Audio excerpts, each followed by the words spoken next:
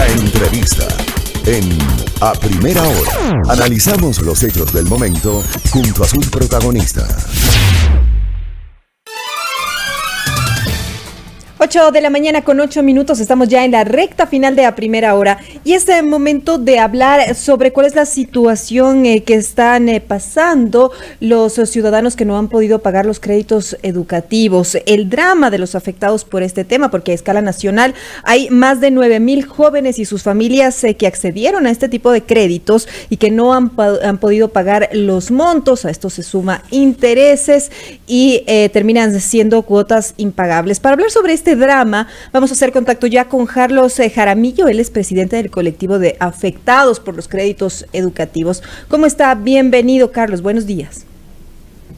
Buenos días con la audiencia. Gracias por el espacio. Muchas gracias a usted por la entrevista. Bueno, le iniciamos preguntando cuál es la situación de los afectados. Usted, como representante de quienes están sufriendo estos dramas, cuéntenos, por favor, cuál es la situación en este momento.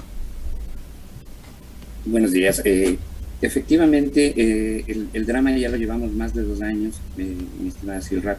El problema radica en la aplicación de un proceso coactivo derivado del Código Orgánico Administrativo, que jamás se debió haber aplicado a las personas que hicieron créditos estudiantiles, créditos de estudios, porque obviamente son un crédito de inversión social que ya de por sí tienen una tasa alta de intereses.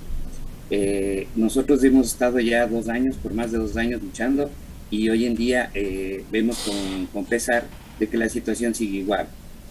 Se están aplicando los mismos procesos de código administrativo debido a que no se hizo la reforma en la LOSPT, que nosotros luchamos para que se cambien estos procedimientos, porque realmente son absurdos, inhumanos. Estamos hablando de la Ley Orgánica de Simplificación Tributaria, para que los ciudadanos entiendan de qué estamos hablando.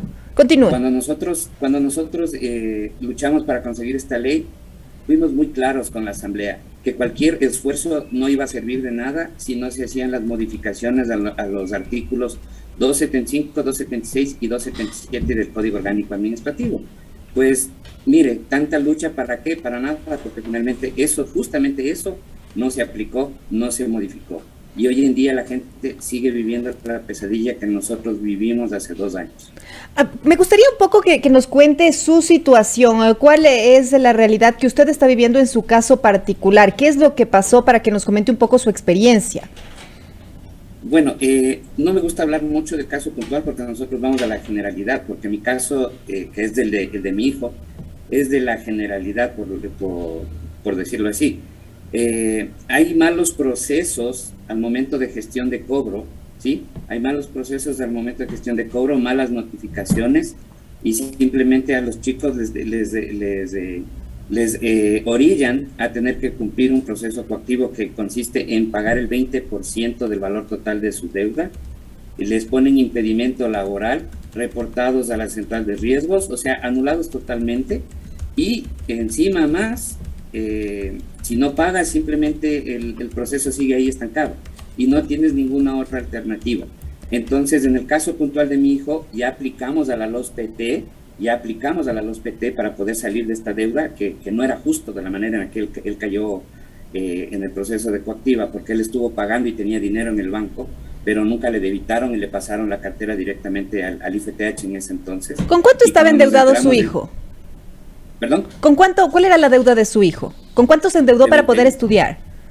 La deuda de mi hijo fue de 20,000 y siempre siguió en 20,000 y pagó durante 2 años y sigue en 20,000. Ese es el problema que tenemos con los créditos en general. Todo el tema se ha ido más bien al interés, entonces. Todo es interés, mi estimada Silva. Y ahorita que hablaron de chulqueros, creo que es más fácil pagarle a un chulquero que pagar al Cenecit, la verdad. Es una pesadilla. Claro, sin duda. Ahora, sobre el tema de estos intereses, usted nos dice, lleva 2 años ya pagando y la deuda sigue en el mismo estado, en el mismo punto. Claro. ¿Qué es lo que ocurrió? Nosotros aplicamos a la LOSPT, ¿sí? Aplicamos a la LOSPT y ahí teníamos un crédito educativo social. El crédito educativo social daba un interés del 7.5%, 6 meses de gracia y hasta un plazo de 20 años. Con eso nosotros podíamos cancelar la deuda anterior, o sea, un crédito para pagar otro crédito. Resulta que cuando mi hijo se acerca para ya firmar el convenio, que es lo que pasa en general, le dicen que ya no hay crédito educativo social, se acabaron los fondos, se esfumaron misteriosamente, cuando existen varias personas que aplicaron al crédito educativo social y estaban precalificadas, ya no hay. Entonces dice, ok, si ya no tengo el crédito, permítame firmar un convenio directamente con la institución. Tampoco puede porque el sistema no les permite, bueno, ellos siempre tienen N cantidad de pretextos. Entonces, esa es la situación que están viviendo ahora. Ahora imagínense, la gente que está en el Banco del Pacífico, que está también teniendo problemas porque perdieron el trabajo, porque les disminuyeron el salario, siguen pagando la misma cantidad. Hemos peleado para que se reestructuren las deudas, les otorgan un nuevo crédito, pero con una tasa del 9.10%. Imagínense, es algo absurdo. En una situación de crisis económica, en lugar de bajar la tasa, les dan una tasa más alta del crédito educativo social, que supuestamente ya no hay fondo. O sea, no hay fondos para refinanciar al 7.5%, pero sí hay fondos para refinanciar al 9.10%. Eso es lo que nos tiene indignados ahorita. Y su hijo tuvo, usted nos explicaba que incluso les ponen impedimentos laborales. Su hijo no ha podido entonces acceder al tema de un trabajo para poder seguir pagando la deuda por este punto que usted nos mencionaba. Claro, mire, nosotros tuvimos el caso de 2 chicas que tenían medicina, que están estudiando medicina y tienen que hacer la rural. La rural se hace solo a través del Estado y resulta que no pueden hacer porque tienen impedimento laboral. El caso de mi hijo, por ejemplo, con los PT se lograron levantar las medidas cautelares, pero ahora resulta que le van a volver a poner las medidas cautelares porque no tiene cómo acceder a poder solucionar su problema de deuda. Entonces, esto es absurdo porque también peleamos en la Asamblea para que esto del impedimento laboral no se aplique, porque sin trabajo, ¿cómo van a pagar? Ahora, y en este contexto, ¿ustedes han tratado tal vez de acercarse a las autoridades nuevas de Cenecit para buscar alternativas para solventar estas situaciones que les tienen en esta compleja situación? Mi estimada Silva, nosotros vamos a hablar directamente con el presidente Guillermo Lasso. El día de hoy, a más tardar mañana, estamos ingresando una carta porque no queremos hablar ya con las autoridades. Ya hemos hablado desde el mes de junio. Hemos pasado 2 meses, hemos presentado un documento que hicimos un plantón, un acto público, donde entregamos 7 hojas con varias alternativas técnico-jurídicas para poder arreglar esta situación, mientras se logra tener una solución definitiva a esto. Pero resulta que han pasado 2 meses y nos dicen, hagamos unas mesas de trabajo. Me pregunto yo, 2 meses para decirme, sentémonos a hacer una mesa de trabajo, cuando sabemos que lo que hay que hacer es suspender los procesos coactivos, porque es inhumano que estemos aplicando procesos coactivos en esta situación, y que se refinancien todos los créditos a una tasa que no supere el 3%. Y mientras eso, reformamos el COA para que no pueda volver a ocurrir esto. Entonces resulta que sale la máxima autoridad del Cenecit en televisión pública diciendo que definitivamente ellos no pueden hacer nada y que depende de la Asamblea Nacional. Entonces, es vivir la pesadilla de hace 2 años. A ver, entonces vamos por ahí por partes. ¿Ustedes cómo ven la apertura por parte del presidente Guillermo Lasso y qué es lo que ustedes le van a pedir específicamente en esta carta que le van a emitir en los próximos días? Bueno, dentro de varios puntos que le estamos pidiendo que hay que hacer un control a esa institución del Cenecit, porque no es posible que un funcionario público simplemente se siente, gane su salario y diga, no, yo no puedo hacer nada. Pero si ya sabíamos, que esto está viviéndose hace 2 años, ¿por qué no hicieron nada ellos a través de la Asamblea y pudieron corregir este problema para que la gente no viera este problema y puedan pagar sus créditos? No hay trabajo, entonces, ¿qué es lo que queremos nosotros ahora? Tomarle la palabra al presidente Guillermo Lasso de que es un gobierno de la gente y para la gente, y que nos pueda permitir tener una reunión con él para plantearle la suspensión inmediata de los procesos coactivos para poder tener un alivio, por lo menos, levantamiento de las medidas cautelares a través de un decreto ejecutivo. Él lo puede hacer por pandemia, por crisis sanitaria, por única vez, y que se refinancien todos los créditos educativos para tener una verdadera reactivación económica a una tasa que no supere el 3%. ¿Cómo es posible que un crédito de inversión social llegue a tasas de hasta el 10%? Es inaudito. Cuando se aceptaron estos créditos hace años atrás, Las condiciones del país eran otras, obviamente eran otras, pero hoy en día no. Tienes, el mismo gobierno da tasas de 6 o 7 millones de personas sin salarios, sin sueldo, sin trabajo fijo. Entonces, ¿cómo nos podemos pasar toda la vida haciendo refinanciamiento sin trabajo? ¿Cómo van a pagar? Ahora, también quisiera preguntarle, es evidente que se necesitan reformas legales y esto lo puede hacer únicamente el legislativo. Entonces, ustedes como colectivo, como asociación, han tratado de buscar acercamientos con diferentes comisiones, tal vez hablar con algunos legisladores para que puedan apropiarse de su tema y que también pueda ser a la par del pedido que ustedes están haciendo al Ejecutivo, pues tramitarse también dentro del proyecto legal y que se realicen las reformas que ustedes están requiriendo para quienes están en esta situación. Claro que sí, pero aquí hay un tema, que hay reformas legales que también dependen mucho de la institución. Hay reglamentos, y acuérdese que esto ha venido cambiando del IESE al IFTH, del IFTH al CENESID. Entonces, hay reglamentos. Por ejemplo, un caso muy simple. El artículo 12 del reglamento de la facultad coactiva que tiene el CENESID le da 8 días cuando usted está en etapa administrativa. 8 días para que usted pueda cancelar o ponerse al día. 8 días, imagínense, 8 días. Ellos pueden ampliarlo hasta 60 días, que es lo que planteamos cuando estuvo Agustín Albán, que no hicieron nada tampoco, que se amplía a 60 días para que la gente pueda tener la oportunidad de reunir el dinero y pagar, porque la voluntad de pago existe. Pero si algo tan simple no lo pueden hacer, me voy a ir a la asamblea, claro, tenemos contactos con asambleístas para poder hacerlo, de pronto incluirlo a través del Código Ingenios, para que se hagan las reformas al Código Orgánico Administrativo, que es lo que realmente está matando. Pero aquí el tema es Estado. ¿Por qué? Porque tienen que generar un producto financiero para que no supere el 3% y todos los créditos educativos se puedan refinanciar. Eso no depende solo de la asamblea. O sea, no es que la asamblea pueda coger y decir vamos a sacar un producto para que se refinancien las deudas. Es el ejecutivo de la máxima autoridad en ese aspecto. Pero sí estamos en contacto con asambleístas para estar preparados para una reforma. Es decir, que por ahí te estarían trabajando a la par en los dos puntos, uno por el lado del Ejecutivo y otro por el lado también del Legislativo. Claro, y por el lado judicial también, porque si es necesario presentar una acción de protección, una demanda, pues lo vamos a hacer. ¿Con qué asambleístas, con qué legisladores de este periodo han estado ustedes en contacto y han estado conversando sobre estos temas? Con Salvador Quispe, con el asambleísta Alejandro Jaramillo y con Jorge Pinto, que son con los que más contacto hemos de... ¿Y cómo han visto su apertura también? Bueno, todos estamos viendo que pueden tener buena voluntad, pero ya vemos que la asamblea está que arde con los problemas. Exactamente, entonces... y por ese lado iba yo a preguntarle, porque en una asamblea bastante dividida, ¿cuál es la expectativa también de ustedes como sector afectado, de que y la expectativa también de que estas fuerzas políticas se unan y puedan trabajar de alguna forma en conjunto para poder beneficiar a los ciudadanos, que es el objetivo que tiene el legislativo, la asamblea del país?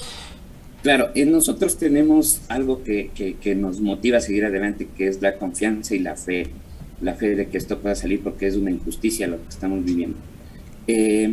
Nuestro problema, nuestro drama, no tiene color de partido político. Es un color, el drama no tiene colores ni fuerza política. Es algo que tiene sentido común y criterio, y nosotros sabemos que vamos a poder lograr tener una mayoría para poder hacer estos cambios.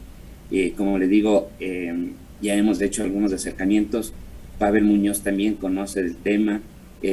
No nos interesa la bancada, sino el que conozcan el drama que tenemos y que nos puedan ayudar. Entonces tenemos confianza de que sí vamos a tener aceptación y vamos a tener fuerza, porque finalmente, mi estimado Silva, ¿quiénes son los culpables de que esto esté ocurriendo en los créditos educativos? Es la misma Asamblea Nacional.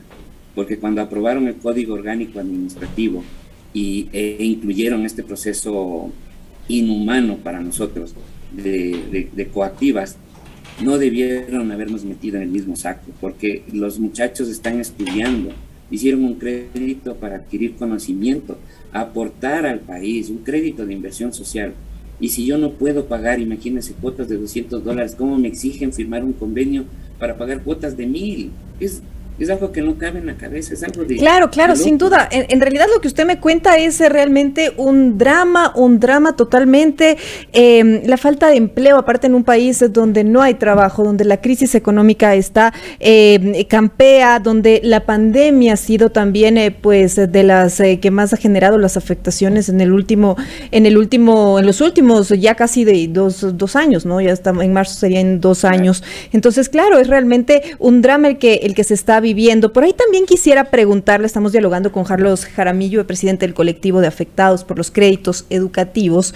¿Cuántas personas se encuentran en esta situación? Nosotros tenemos un dato macro de que son alrededor de 9,000 jóvenes que están atravesando por estos problemas de deudas inmensas que son de miles de dólares y que no han podido cancelar y que aparte tienen temas de coactivas, tienen medidas cautelares, impedimentos laborales, etcétera. Pero quisiera también saber si ustedes tienen por ahí los datos más precisos de cuántos están en cada situación. Y claro que sí, nosotros estamos levantando una base de datos, una cifra, porque es preocupante ver la cantidad de gente cómo sigue adheriéndose a nuestro colectivo y siguen preguntando y teniendo problemas, porque cada día esto sigue sumando. A abril, el dato exacto, porque al parecer ni siquiera el dato exacto tienen las autoridades, al 30 de abril del 2020, cuando ya se aplicó a la LOPS-PT, todavía habían 7,888 personas que estaban en coactivas. Personas que habían firmado convenio de pago, es decir, que están en coactivas todavía, pero que tienen convenio de pago, eran 2,570 personas. Quienes aplicaron a la LOPS-PT son 2,843 personas. Entonces, estamos hablando de que al 30 de abril ya tenía usted un universo de 5,000 personas que no regularizaban todavía su problema de coactivo. Hoy en día, a esto ha ido incrementando y no hablamos de 9,000. Estamos hablando de que la misma autoridad dijo en el reportaje que salió en la televisión que habían cerca de 6,000 personas ya en el Banco del Pacífico con peligro de caer en coactiva. Estamos hablando de 6,000, más ya no son 9,000, son 11,000 personas. Estamos hablando de 17,000 personas que tienen este problema. Y multiplíquele por 2, porque los problemas los acarrea el garante y el deudor, y por lo general son familiares o amigos muy cercanos. Entonces estaríamos hablando de ¿cuántos? De 17,000 personas, no estamos hablando de una cifra muy pequeña, y como le digo, ya el mismo secretario Alejandro en una entrevista dijo que estaban hablando de cerca de 6,000 personas con peligro de caer en coactiva. Entonces, esto no tiene límite. Ahora, calcule usted que a nivel nacional estamos hablando de 130,000 operaciones de crédito. No son solo 9,000, son 130,000 operaciones de crédito que es lo que tienen colocado. ¿Qué es lo que nos preocupa a nosotros? Esto va a seguir, y mientras no el Ejecutivo, a través del Cenecido, de Presidencia, no tomen cartas en el asunto y frenen de alguna manera esto, vamos a tener un drama terrible. Entonces, ¿qué es lo que pasó? Cuando aplicamos a la LOPS-PT, nos lograron borrar el historial crediticio, pero la Superintendencia de Bancos se demoró 8 meses en dar cumplimiento a la norma, y también impidieron el emprendimiento de las personas, porque no podían acceder a los créditos que el mismo gobierno de Lenín Moreno ofrecía, porque estaban fichados en la central de riesgos. Excelente. Entonces, gravísimo en realidad lo que el drama que usted nos ha contado. Queremos agradecerle por su tiempo y también por ponernos y traernos aquí sobre la mesa el mismo caso de su hijo y toda la situación que están viviendo alrededor de 17,000 estudiantes que lo que han buscado es capacitarse a través de créditos educativos que ahora les resultan impagables. Muchas gracias por su tiempo.